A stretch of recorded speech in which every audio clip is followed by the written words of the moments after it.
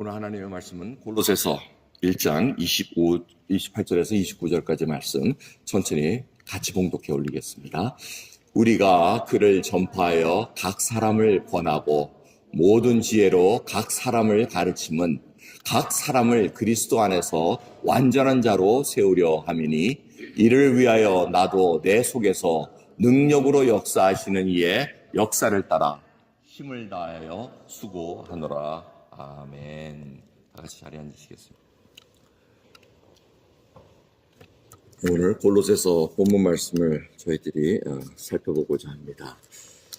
오늘 본문 말씀을 보면은 신비라는 비밀이라는 말씀이 나옵니다. 사도 바울이 비밀을 갖고 전했다는데 그 비밀은 바로 너희 안에 계신 그리스도니 하고 골로새 1장 27절에 쓰여져 있습니다. 이 골로새 교회는 사도 바울이 세운 교회가 아닙니다. 사도 바울의 제자가 가서 세웠고 사도 바울이 골로새 이 지역 교회에 편지를 쓴 이유는 이 교회에 다른 가르침이 들어와서 그것을 경고하기 위해서 다시 일깨워주는 그런 내용의 편지라고 우리가 알고 있습니다. 그래서 이 비밀, 헬라어로는 미스터리 이렇게 번역이 됩니다. 미스터리인데 가려져 있었다는 겁니다. 신비였다는 것입니다. 그래서 예수 그리스도가 바로 이 비밀의 본체라는 것입니다. 예수 그리스도를 몰랐다는 겁니다. 다 눈이 가려져 있었습니다. 예수님이 이 땅에 사람의 형체를 입고 땅에 오셨음에도 불구하고 사람들이 알아보지를 못했습니다. 하나님이심에도 불구하고 하나님의 백성들이 그를 영접하지를 않았다고 기록하고 있습니다. 가려져 있고 그것이 비밀처럼 신비롭게 가려져 있었다는 것입니다. 그것이 보여졌을 때 이제 알게 된다는 겁니다. 저희들이 이곳에 앉아서 지금 예수를 구세주로 고백한다는 것은 바로 이 신비로운 것을 저희들이 받고 계시가 되었고 그것을 저희들이 믿음으로 고백하는 그러한 사건을 통해서 우리가 믿음이 생긴 것을 볼 수가 있습니다. 그것을 소위 구원이라고 얘기합니다.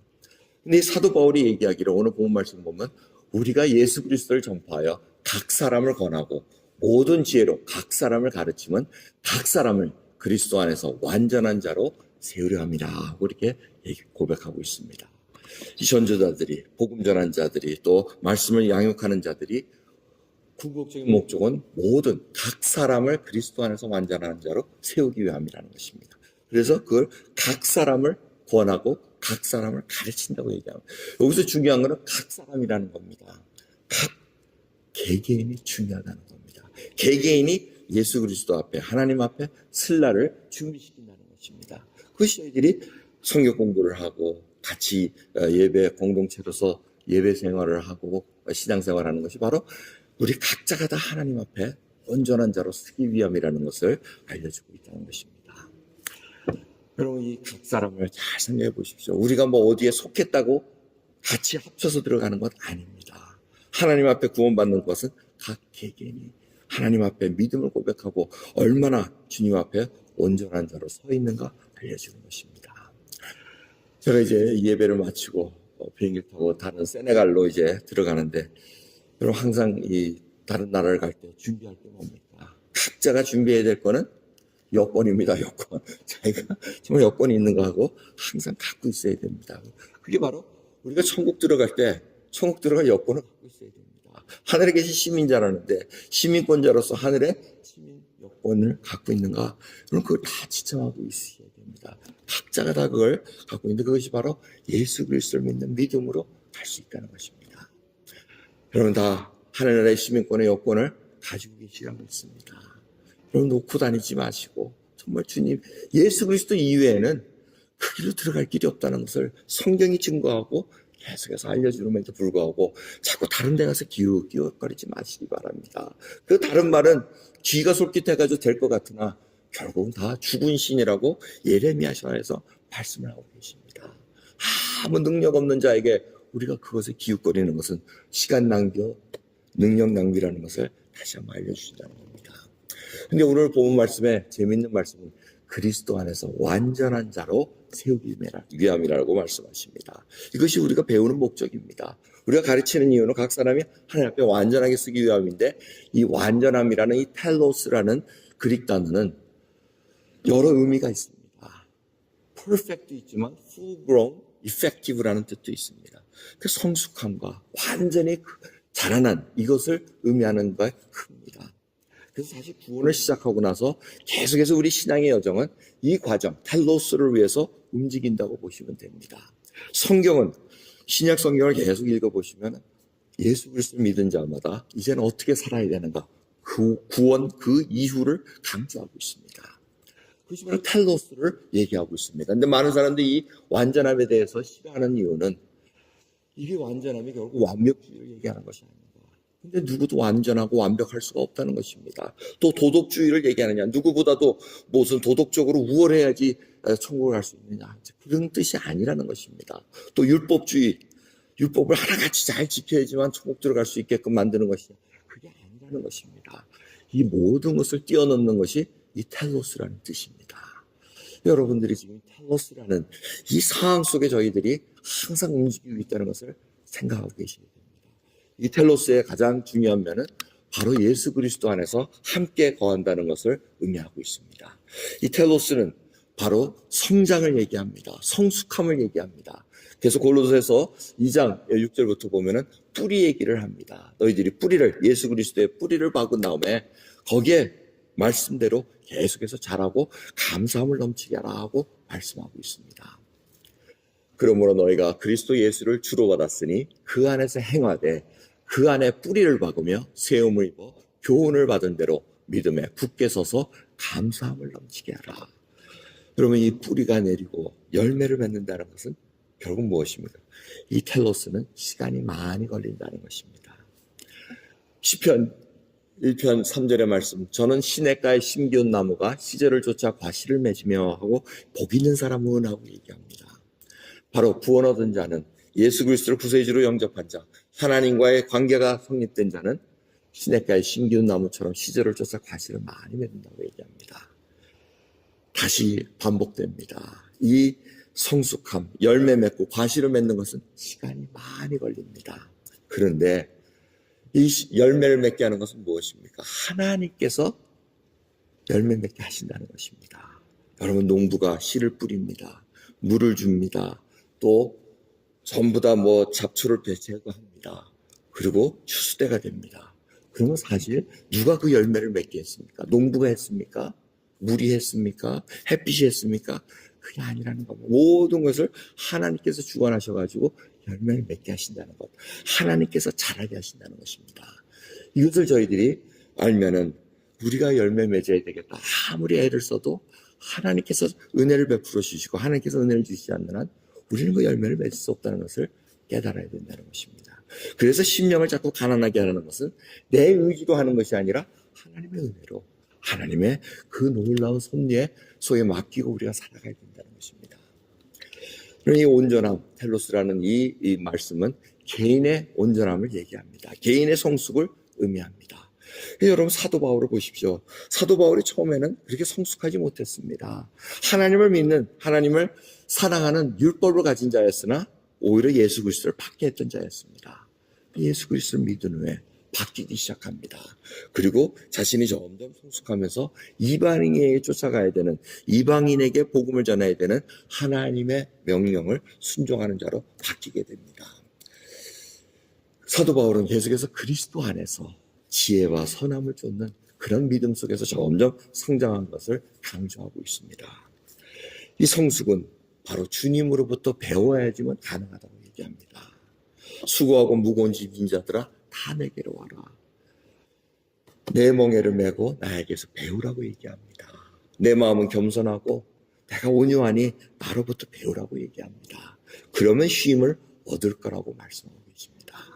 여러분, 우리가 어디서 이 성숙함의 그 모습을 배우고 있습니까? 예수 그리스도 아닌 것에서는 배울 수가 없습니다. 예수 그리스도의 하나님이 주신 말씀 안에서 하나하나 그분의 온유함, 십자가에 돌아가시면서도 저희를 위해서 부으신 그 사랑을 우리가 깨달아야 됩니다. 모함을 받으면서도 멸시를 받으시면서도 한마디도 대꾸 안 하셨던 그 온유함을, 그 수모를 견디시는 그 인내와 오래 참음을 우리가 그분으로부터 배워야 된다는 것입니다. 여러분, 정말 저희들이 겸손합니까? 하나님 앞에 조금 은혜를 받으면 우리가 얼마나 교만합니까? 못 막을 거는 영적 교만입니다. 우리가 뭐 조금 깨달았다고, 우리가 조금 무슨 은사를 받았다고, 얼마나 우리가 그것을 사용하기를 원하고 대접받기를 원합니까? 그것을 하나님께서는 하나씩 그거 있으면 잘하지 못한다고 연단의 과정을 시키게 만드십니다. 우리를 낮고 낮추게 만드셔서 하나님의 은혜 가운데 겸손함을 드러내는 주님의 겸손함이 우리를 통해서 드러나기를 원하신다는 것입니다. 며칠 전에 이 교회 담임 목사님 덕 목사님으로부터 밤중에 전화가 왔습니다. 밤중에 전화가 와가지고 연락한 게 예배가 몇 시에 끝나냐, 그리고 친교가 몇 시에 하느냐 하면서 이렇게 물어보십니다. 그래서 이렇게 쭉 대답을 한 다음에 이 미국 교회에서 장례가 갑자기 생기는 바람에 장례 예식을 3시 좀 넘어서 들어와야 되는데 이 친교 때 관이 들어와야 되는데 관이 들어와도 괜찮겠냐 하고 이렇게 자꾸 물어보십니다. 그래서 제가 듣다가 너무 저희들한테 자꾸 이렇게 미안한 마음, 정말 혹시 이게 미안해서 우리가 바이올렛 되지 않는가 해서 그게 염려가 되셔서 자꾸 전화를 하셔서 말씀하시길래 목사님 걱정하지 마십시오. 저희가 친교 시간을 안 해도 됩니다. 안 해도 됩니다 하고 이렇게 저희가 장로님들하고 의논한 후에 알려드리겠습니다 하고 해서 우리 그 다음날 아침에 장로님들하고 의논한 후에 이렇게 덕 목사님이 알려줘서 저희가 친교를 이렇게 캔슬을 했습니다. 잘했을까요? 잘못했나요? 그래도 드시고 싶으세요? 관이 들어오는데. 근데 다름이 아니고 덕 목사님이 저한테 그렇게 얘기할 이유가 필요가 없어요, 사실. 계속 전화해서 우리가 지금 뭐 집주인도 아니고 사실 뭐 월세 내는 것도 아니고 얹혀 사는 주제에 앉아가지고 그냥 막 집주인이 이렇게 배깅하는 식으로 하니까 얼마나 미안한지. 근데 그분이 제가 그걸 보면서 정말 주님의 겸손을 덕 목사님 통해서 배웠다는 그거를 말씀드리는 겁니다. 얼마든지 그렇게 안 해도 됩니다. 여러분, 우리가 그렇게 거꾸로 입장을 해놓고 생각해 보십시오. 우리가 그렇게 할 것 같습니까? 우리가 혹시 다른 민족이 우리가 이런 예배당 주인이고 다른 민족 하면은 어떻게 하시겠어요? 만약에 장례 예식을 1시에 해야 된다 그러면 그 민족 예배 캔슬 시키고 우리 할 거 해야지 하고 뭐 이렇게 하지 않겠어요? 여러분, 그 마음속에 지금 갖고 계신 분 계실 거예요. 당연히 그렇게 해야지 하는데 그게 아니라는 거예요. 그러니까 우리 빌딩 못 갖는 거예요. 그럼 그게 아니고 저희가 배운다는 겁니다. 저는 이 미국 교회에 와가지고 참 미국 교인들과 같이 몇몇 교회 이렇게 지나면서 많이 깨닫습니다. 정말 이분들의 몸에 배어있는 하나님의 말씀 속에서 겸손함으로 또 저희들이 한 형제 한 자매로 이렇게 자라나고 있다는 것. 정말 저희들에게 이런 믿음을 보여주시는 이유가 있다는 것입니다. 여러분, 저희들 정말 개인의 완전 성숙함으로 가야 됩니다. 주님의 겸손함으로 우리가 가진 그 지위와 권세와 그 힘을 정말 낮은 곳에 내려셔서 섬기는 자의 모습으로 움직여야 된다는 것입니다. 그것이 바로 참된 성숙이라는 것입니다. 두 번째는 교회 성숙입니다. 주님께서는 개인의 구원받은 자마다 모여가지고 개인의 성숙을 통해서 교회 성숙을 이뤄나가십니다. 근데 가만히 보십시오. 초기 교회를 성령 충만해가지고 막 움직이기 시작합니다. 성령의 역사로 막 움직이는데 우리가 그것을 원합니다. 그 초대교회가 얼마나 바람직한 거 원합니다. 왜? 그들이 뭐 통용을 했는데 제 물건 따질 것 없이 다 나눴더라. 여기에 이제 필이 꽂혀가지고 무조건 그게 좋다고 하는데 가만히 보십시오. 초대교회가 그렇게 움직이다가 제일 먼저 나타난 일이 무엇이었습니까? 아나니아와 삽비라의 사건입니다. 전부 다 물건을 내놓고 막 하는데 이 바나바라는 분이 땅을 내놓고 하니까 사람들이 다 이렇게 막 우대해 줍니다. 그러니까 아나니아와 삽비라도 나도 예수 그리스도 믿는데 땅을 내놔야지 하고 생각했다가 땅을 4개나 놓긴 내놨는데 반만 내놨습니다. 땅 판가 반만 갖춰놓고는 차라리 반만 내겠습니다 하면 되는데 왜 해드리면 다 내겠다고 얘기해가지고 자기를 속이고 하나님을 속입니까? 그래서 초대교회에 가장 크게 일어났던 일이 바로 너희가 성령을 속이고 하나님을 속이느냐 하면서 베드로의 그걸로 인해서 죽습니다. 이 부부가 그냥 하루에 다 죽었습니다. 그게 바로 교회의 성숙이 뭔가를 우리에게 알려주고 있다는 것입니다. 교회가 거룩함을 잊어버리고 교회 속에서 곤모술수가 일어날 때는 하나님께서 그 교회를 사용할 수 없다는 것입니다. 교회의 성숙이 안 이루어져. 텔로스가 일어나고 있지 않기 때문에 그렇습니다. 사도 바울이 바로 이러한 것을 생각하면서 이 초대교회 속에서 일어났던 일들을 코렉션하기 위해서 계속해서 이 성숙함으로 강조하고 있는 것을 볼 수가 있습니다. 초대교회의 두 번째 미스테이크는 무엇입니까? 서로 좋아했습니다. 서로 인커리지를 했어요. 그건 좋았는데 하나님께서 맡겨진 사명, 땅끝까지 이르러내 증인이 되리라. 예수 그리스도를 정하는 데 있어서 너무나 미약했습니다.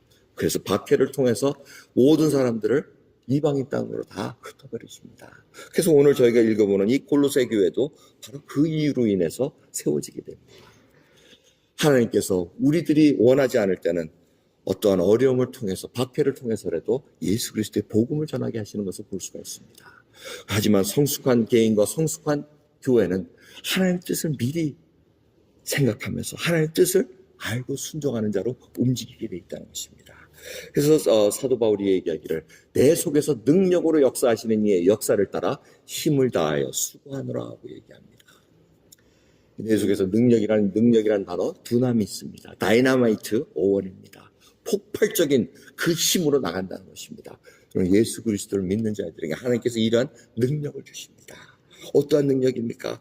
예수 그리스도로 열정을 불타게 만드십니다. 움직이게 만듭니다. 이 말씀으로 권하기를 원하고 예수 그리스도의 온유와 겸손으로 다가가기를 원하신다는 것입니다. 그것을 하나님께서 부어주십니다. 여러분 지금 그 두나미스, 그 다이나마이트가 터지고 있습니다. 내가 예수 그리스도를 사랑하는 마음을 전하는 그 두나미스가 터져야지만 우리가 퍼져나갈 수 있다는 것입니다. 이것이 교회의 성숙입니다. 근데 사도 바울이 얘기하시기를 역사하시는 이의 역사를 따라, 다시 얘기하면 역사는 워크입니다. 일하시는 하나님의 하시는 일을 따라 사도 바울이 움직였다는 것입니다. 이 얘기는 뭐냐면 하나님이 하시는 일을 보고 그 일에 지금 하나님께서 두나미스, 능력을 터지게 만드셔가지고 따라서 움직였다는 것입니다. 예수님도 그 일을 말씀하셨습니다. 하나님께서 지금까지 일하시니 나도 일한다. 하나님께서 일하시는 걸 보고 나도 거길 간다. 근데 하나님의 일의 주제가 뭐였습니까? 바로 구원 사역입니다. 하나님께서 예수 그리스도 알고자 하는 그 구원 사역을 하실 때 주님도 따라가서 그 영혼을 구원하십니다. 삭개오도 구원시키고 마태도 구원시키고 나사로도 구원시키고 다 구원한 것이 다 하나님께서 그 형제자매들에게 일하시기 때문에 그곳에 구원의 역사가 일어났다는 것을 우리가 항상 생각하고 있어야 됩니다. 그래서 그 일을 하는 데 있어서 쉬운 길이 아니라는 겁니다. 힘을 다해서 수고해야 된다고 얘기합니다. 하나님의 일은 쉬울 것 같으나 우리의 애씀과 수고가 있지 않고서는 그것을 이룰 수 없다는 것을 알려주고 있습니다.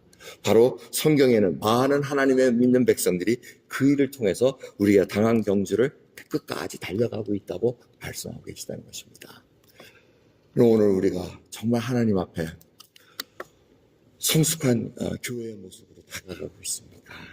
우리가 점점 하나님의 말씀으로 능력, 이 다이나마이트 같은 터지는 그 사랑과 은혜를 가지고 우리가 이웃에게 관심을 갖고 있습니까? 결국 성숙한 교회는 전도와 선교에 눈을 돌리게 돼 있습니다. 예수 그리스도를 전파하는데 온 힘을 쏟게 돼 있다는 것입니다. 하지만 가장 중요한 것은 하나님께서 자라게 하신다는 것입니다. 교회가 자라는 것도 하나님의 말씀 속에서 계속 말씀이 흥황때 움직일 때 그곳에서 하나님이 각 모습대로 자라나게 하신다는 것을 잊어서는 안 될 것입니다. 여러분 정말 하나님 앞에 주신 것 하나하나를 점검하시면서 내가 정말 하나님의 일을 보는가? 그리고 하나님을 경험하는 삶 7가지 실체가 또 이 그림에 나와 있습니다. 지금 저희 교인이라면 벌써 적어도 한 번은 통했고 올해 다니신 분은 벌써 6번 이상 하나님을 경험하는 삶을 공부했습니다. 그래서 이 하나님을 경험하는 삶에 가장 지금 아주 프레시하신 분이 누구냐면 윤경옥 집사님이십니다. 지금 질문하면 아주 그냥 하나님의 일 하고 딱 대답을 해버리세요. 아주 가장 중요한 건 하나님의 일, 하나님 하시는 일이 뭐냐. 그 다음에 관계. 정말 주님 이 구원 믿은 자는 다 하나님의 관계를 아버지라 믿고 예수 그리스도를 구세주로 믿는 그 과정을 지나갑니다. 그 다음에 하나님의 일 속에 뛰어들어가야지만 순종하면서 경험할 수 있다는 것을 얘기합니다.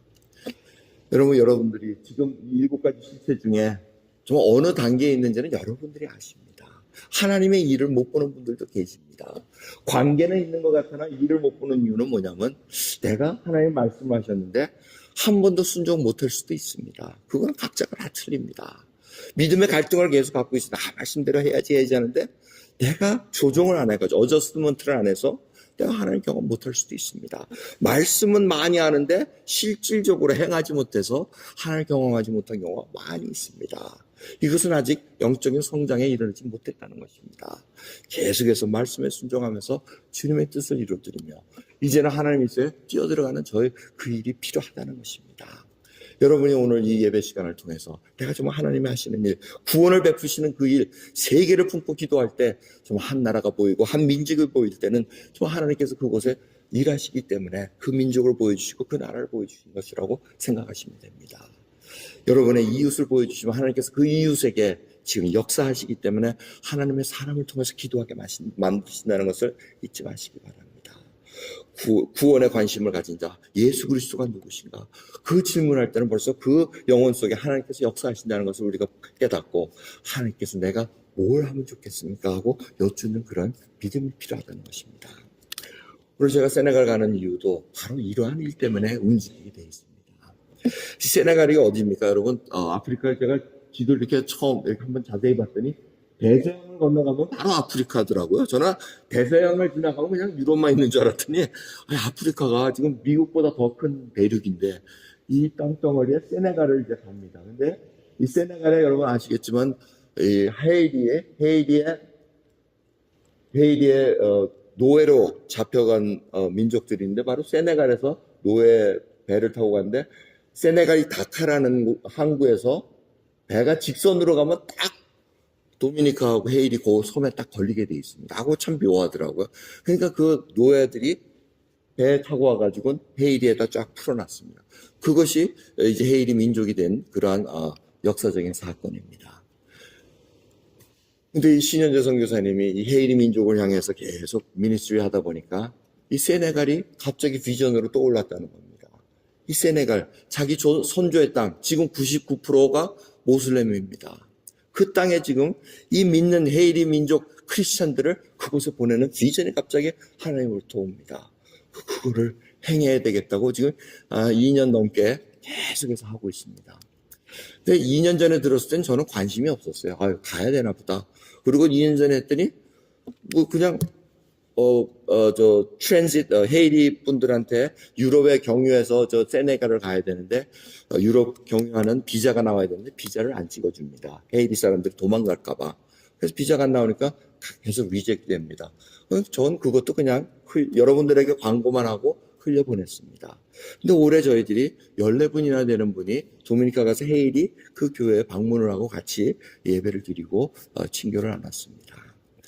또 올해에도 불란서 대사관에서 또 비자 신청을 했는데 또 빠꾸를 맞았다는 겁니다. 근데 그들이 원하는 것은 크리스천 패밀리들이 이 세네갈에 가서 농업 공동체를 만들기 위한 그러한 꿈을 갖고 나가고 있습니다. 그래서 한두 명이 가는 것이 아니라 패밀리 단위로 가가지고 세네갈에 땅을 얻어서 그쪽에서 농업 공동체로 갈 수 있는데 단체가 필요하다는 것입니다. 인정을 해줄 단체가, 초청장을 보내줄 단체가 필요한데 그 연결이 안 돼서 지금 신현재 선교사님과 제가 가는 이유는 이제 그 단체를 만들기 위함입니다. 근데 사실은 이 단체도 제가 사실은 아무것도 모르는데 이 미국 교회가 세네갈과 같이 아주 긴밀한 관계가 있습니다. 옛날부터 도와줘가지고 지금 그 선교사들이나 아니면 그 로컬 교회분들을 이렇게 해가지고 지금 그분들하고 연결시킨 몇몇 분과 지금 또 만나게 되어 있습니다. 지금 일이 어떻게 진행될지는 모릅니다. 근데 우리가 이렇게 관심을 가진 이유는 바로 거기에 있습니다. 여러분들이 가셔가지고 이 농업공동체라는 비전까지 여러분이 들었습니다. 그리고 파브로 목사님, 마라나타 교회, 우리가 교회를 지원했던 그 마라나타 교회 파브로 목사님이 농업기술학교에 가서 지금 농업기술을 배우고 있습니다. 꿈은 세네갈에 가서 지도자로서 키워가지고 그 지역을 일으키는 그 꿈, 복음을 전하는 자로서 가기 위한 그 꿈을 지금 계속 훈련받고 있습니다. 근데 여러분들이 가셨을 때 이 희망찬 미래 신현재 선교사님 법인에 이제 헌금을 하셨습니다. 뭐 얘기도 안 했는데 여러분들 각자 모아가지고 가져왔는데 첫 모금한 것이 700불이었습니다. 근데 그 700불이 어떤 돈이었냐면 우연히 듣기를 그 파브로 목사님이 농업기술학교를 가는데 1년치 학비가 700불이 든다는 것이었습니다. 참 묘하더라고요. 그 700불을 성도님들이 받아서 저에게 줘서 희망찬 미래에 전할 수 있게끔 만드셨습니다. 그 다음에 하루 또 지나니까 또 성도님들이 모여서 돈을 또 모아서 또 주셨는데 그게 또 700불이 넘는 돈이었습니다. 그러니까 우리가 이미 해서 이분의 장학금으로 이미 투자를 해버렸습니다. 자, 그러면서 지금 이 세네갈과 연결되는 이유를 여러분들이 깊이 생각해 봐야 됩니다. 제가 안 가도 됩니다. 사실은 안 가도 돼요.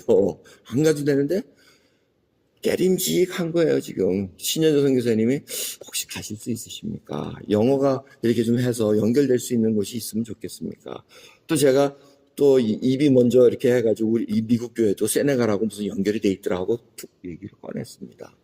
그랬더니 혹시 지푸라기라도 짚는 심정으로 혹시 가서 연결해가지고 가서 만들 수 있는 그런 길은 없으십니까? 이 부탁이 왔는데 이걸 노하기가 너무 힘들었습니다.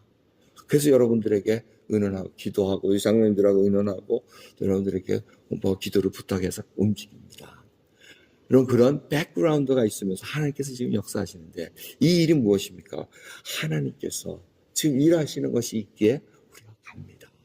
하나님께서 이 헤이리 백성들, 지금 헤이리에서 그것도 도미니카에 와가지고 살고 있는 이 백성들을 세네갈의 농업 공동체로 움직여가지고 시작되면 이거는 선교 현장에서 지금 놀라운 일로 제가 기록될 걸로 생각을 하고 있습니다. 우리야 큰 일을 감당 안 하더라도 정말 이 일을 위해서 하나님과 함께 하나님 하시는 일에 동참하는 그 눈을 갖고 살아갈 수 있는 그 소망을 갖고 살아가기 위해서 우리가 일에 뛰어듭니다. 여러분, 정말 여러분들 믿음 가지고 이렇게 동참해 주셔서 정말 감사드립니다. 지난주에 이경호 선교사님도 오셔가지고 저희 교인들 이렇게 보시고 너무 감사해서 가셨습니다. 교회 베트남 그 사역과의 소수부족의 사역들 사진들 보고 또 주보에 써있는 이 기도 제목들 외롭지 않다는 겁니다. 우리를 위해서 기도해주는 이 교회가 있고 이 성도님들이 계시니까 자기가 더 힘을 얻고 간다는 고백입니다. 저희들 성도님들 정말 수적으로는 얼마 안 되지만 정말 하나님의 은혜 가운데 하나님 하시는 일이라면 능력을 받아 움직일 수 있는 분이라고 저는 확신하게 얘기할 수 있습니다. 그렇지 않습니까? 하나님의 능력이 우리 속에 다이나마이트처럼 터지면서 이제는 우리를 어느 쪽으로 보내실지 모르는데 주님 내가 가겠습니다. 하나님의 말씀대로 내 이웃이 될 수 있고 다른 나라일 수도 있는데 그것을 우리가 마다하지 않고 하나님께 정말 충성다해 갈 수 있는 그 믿음의 고백으로 정말 이제는 하나님 앞에 각 사람이 완전한 자로 성숙된 자로 서야 되는데 그 길이 잘 맞춰질 수 있도록 수고하는 저 여러분 되기를 간절히 예수 그리스도의 이름으로 축원드립니다. 기도하겠습니다. 하나님 감사합니다. 참으로 주님 저희들이 텔로스 정말 주님 안에서 성숙한 자가 완전한 자가 되기를 소원합니다. 주님, 주님의 마음을 품기를 원합니다. 예수 그리스도를 믿은 후에도 불구하고 저희들이 바라는 것은 나 중심적으로 움직였던 것이 많습니다. 이제는 하나님의 나라와 그 의를 먼저 구하며 이제는 진정으로 하나님의 국률하심을 받아서 우리가 국률함으로 이 땅을 바라보며 애통하는 심정으로 주님과 함께 동행하는 놀라운 아버지 그 일들을 감당하게 해주시옵소서. 오늘 기도하는 백성들 하나님 간과하지 마시고 들어주시고 역사해 주셔서 하나님의 은혜 가운데 항상 기쁨으로 살아갈 수 있는 저희들 될 수 있도록 은혜 베풀어 주시옵소서. 감사드리며 우리 예수 그리스도의 이름으로 기도드리옵나이다. 아멘.